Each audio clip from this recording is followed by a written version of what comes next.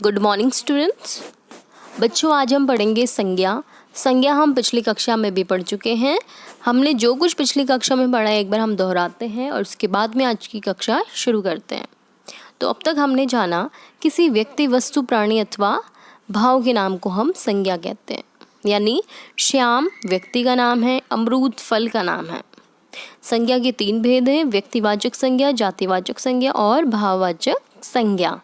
अभी तक हम व्यक्तिवाचक संज्ञा के बारे में पढ़ चुके हैं।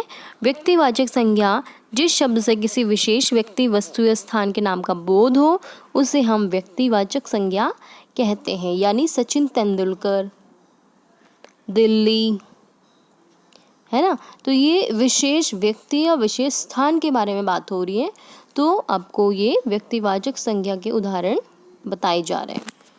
आज हम पढ़ेंगे दूसरा भेद, जातिवाचक संज्ञा। अब आपको चित्र को ध्यान से देखना है और उसमें चित्र में जो वाक्य है उनको ध्यान से देखना और पढ़ना भी है। मक्खियाँ गंदगी फैलाती हैं। अब हमें यहाँ पे मक्खियाँ पता नहीं है कौन सी मक्खियाँ, प्रजाति तो यहाँ पे मेंशन नहीं है ना कि कौन सी वाली मक्खियाँ। मक्खियाँ कॉमन है, इसलिए आपका ये जातिवाचक संज्ञा है। कंप्यूटर खराब हो गया। अब हमें नाम नहीं पता कंप्यूटर का, मॉडल कौन सा है, तो ये भी आपका जातिवाचक संज्ञा है। घोड़ा दौड़ रहा है। घोड़ा की भी बहुत सारी प्रजाति होती है, जानवरों में भी, जैसे कुत्ता है। और ये आपके जो जानवर होते हैं ना, इनमें भी प्रजातियाँ होती है, अलग अलग कैटेगरीज में बांटा गया होता है उनको, है ना। तो ये घोड़ा हमें नहीं पता कौन सा प्रजाति है, तो इसलिए आपका ये जातिवाचक संज्ञा हुआ।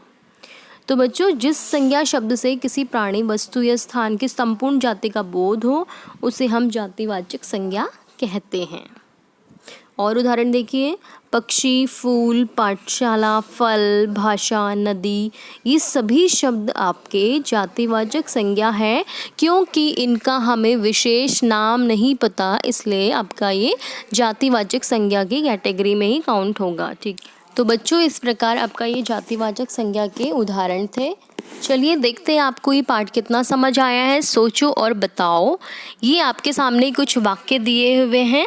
तो पहला प्रश्न आपके लिए है, सचिन तेंदुलकर ने क्रिकेट को लोकप्रिय बनाया।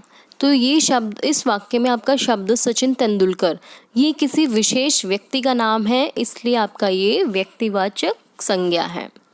खेल में कुछ खिलाड़ियों ने धोखा दिया।